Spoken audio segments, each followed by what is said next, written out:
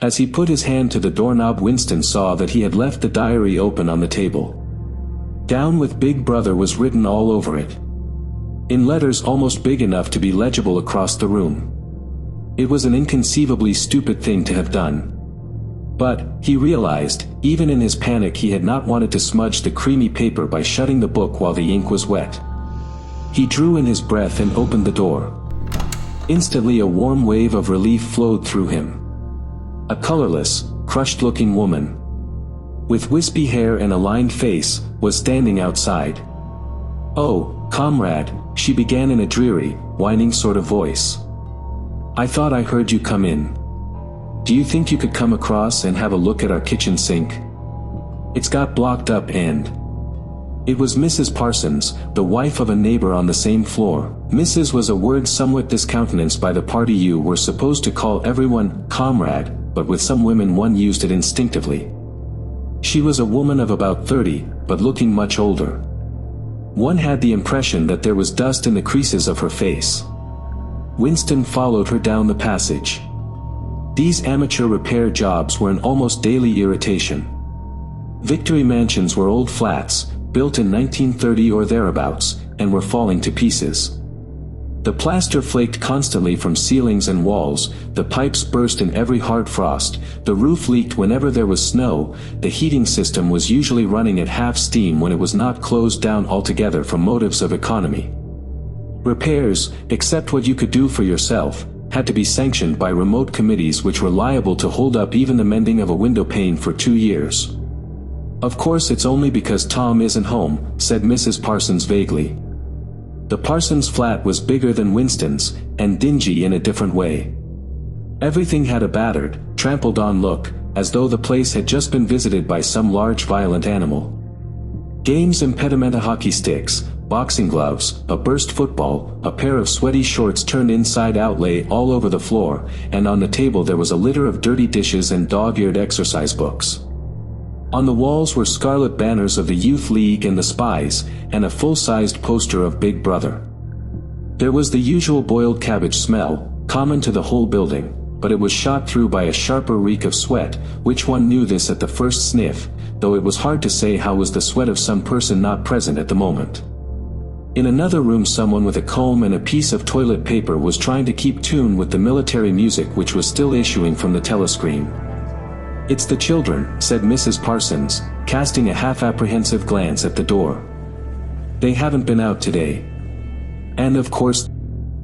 She had a habit of breaking off her sentences in the middle. The kitchen sink was full nearly to the brim with filthy greenish water which smelt worse than ever of cabbage. Winston knelt down and examined the angle joint of the pipe. He hated using his hands, and he hated bending down, which was always liable to start him coughing. Mrs. Parsons looked on helplessly. "Of course if Tom was home he'd put it right in a moment," she said. "He loves anything like that. He's ever so good with his hands, Tom is." Parsons was Winston's fellow employee at the Ministry of Truth. He was a fattish but active man of paralyzing stupidity, a mass of imbecile enthusiasms, one of those completely unquestioning, devoted drudges on whom, more even than on the thought police, the stability of the party depended. At 35 he had just been unwillingly evicted from the Youth League, and before graduating into the Youth League he had managed to stay on in the Spies for a year beyond the statutory age.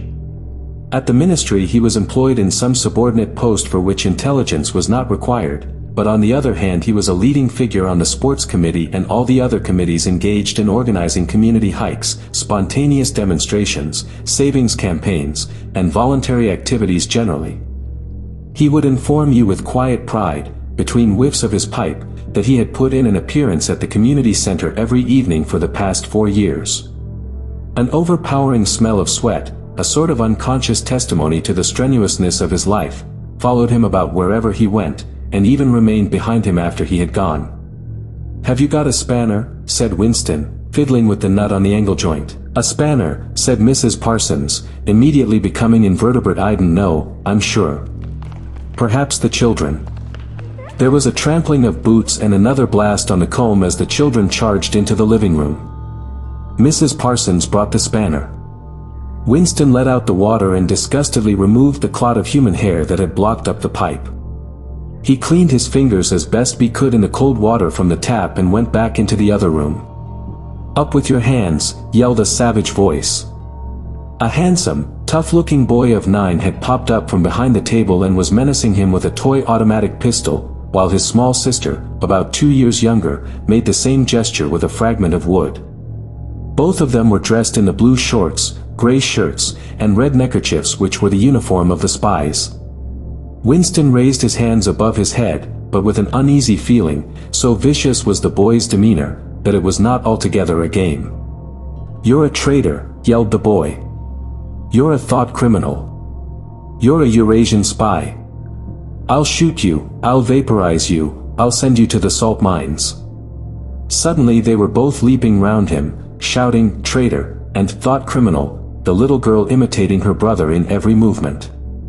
It was somehow slightly frightening. Like the gambling of tiger cubs which will soon grow up into man-eaters.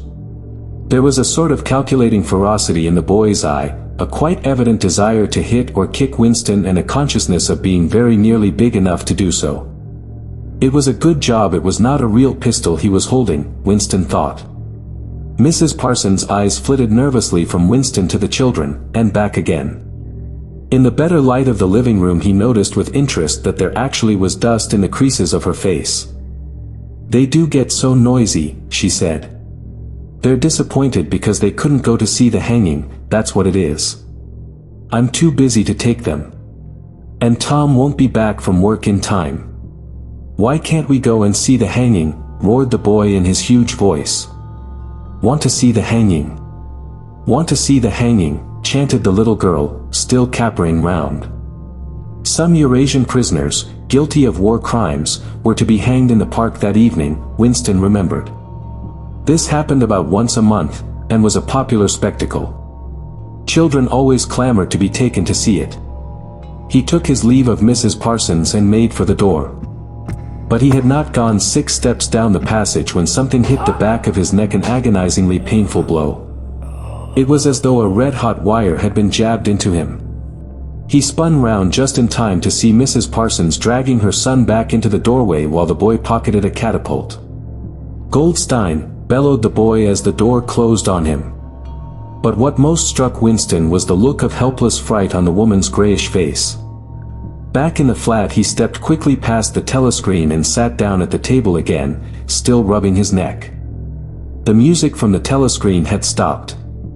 Instead, a clipped military voice was reading out, with a sort of brutal relish, a description of the armaments of the new floating fortress which had just been anchored between Iceland and the Faroe Islands. With those children, he thought, that wretched woman must lead a life of terror. Another year, 2 years, and they would be watching her night and day for symptoms of unorthodoxy. Nearly all children nowadays were horrible. What was worst of all was that by means of such organizations as the spies they were systematically turned into ungovernable little savages, and yet this produced in them no tendency whatever to rebel against the discipline of the party. On the contrary, they adored the party and everything connected with it. The songs, the processions, the banners, the hiking, the drilling with dummy rifles, the velling of slogans, the worship of Big Brother, it was all a sort of glorious game to them. All their ferocity was turned outwards, against the enemies of the state, against foreigners, traitors, saboteurs, thought criminals. It was almost normal for people over 30 to be frightened of their own children. And with good reason, for hardly a week passed in which the Times did not carry a paragraph describing how some eavesdropping little sneak-child hero was the phrase generally used had overheard some compromising remark and denounced its parents to the thought police. The sting of the catapult bullet had worn off. He picked up his pen half-heartedly, wondering whether he could find something more to write in the diary. Suddenly he began thinking of O'Brien again. Years ago, how long was it? 7 years it must be. He had dreamed that he was walking through a pitch-dark room. And someone sitting to one side of him had said as he passed, "We shall meet in the place where there is no darkness." It was said very quietly, almost casually, a statement, not a command. He had walked on without pausing. What was curious was that all the time, in the dream, the words had not made much impression on him. It was only later and by degrees that they had seemed to take on significance. He could not now remember whether it was before or after having the dream that he had seen O'Brien for the first time, nor could he remember when he had first identified the voice as O'Brien's. But at any rate the identification existed. Too was O'Brien who had spoken to him out of the dark. Winston had never been able to feel sure even after this morning's flash of the eyes. It was still impossible to be sure whether O'Brien was a friend or an enemy, nor did it even seem to matter greatly. There was a link of understanding between them, more important than affection or partisanship. "We shall meet in the place where there is no darkness," he had said. Winston did not know what it meant, only that in some way or another it would come true. The voice from the telescreen paused. A trumpet call, clear and beautiful, floated into the stagnant air. The voice continued raspingly. "Attention. Your attention, please. A newsflash has this moment arrived from the Malabar front.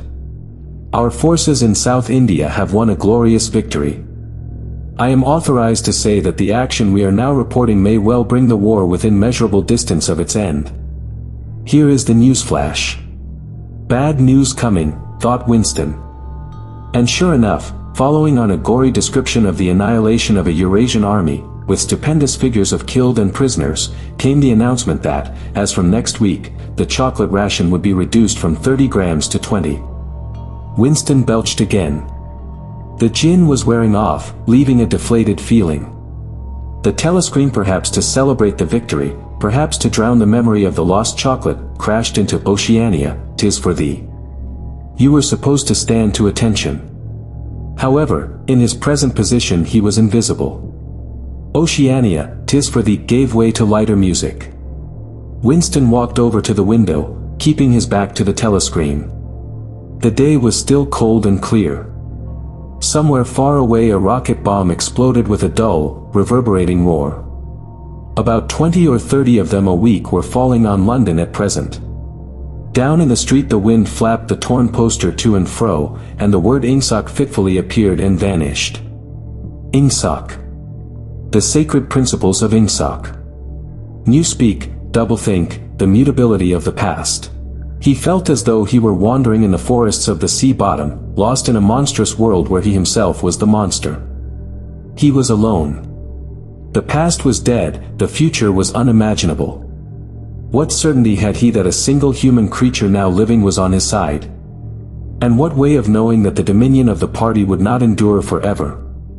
Like an answer, the three slogans on the white face of the ministry of truth came back to him.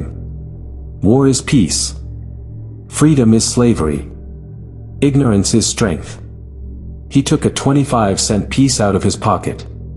There, too, in tiny clear lettering, the same slogans were inscribed, and on the other face of the coin the head of Big Brother.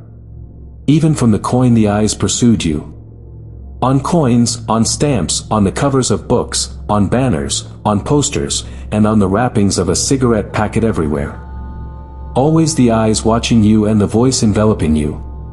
Asleep or awake, working or eating, indoors or out of doors, in the bath or in bed, no escape. Nothing was your own except the few cubic centimeters inside your skull. The sun had shifted round, and the myriad windows of the ministry of truth, with the light no longer shining on them, looked grim as the loopholes of a fortress. His heart quailed before the enormous pyramidal shape. It was too strong, it could not be stormed. 1,000 rocket bombs would not batter it down. He wondered again for whom he was writing the diary. For the future, for the past, for an age that might be imaginary. And in front of him there lay not death but annihilation. The diary would be reduced to ashes and himself to vapor. Only the thought police would read what he had written, before they wiped it out of existence and out of memory.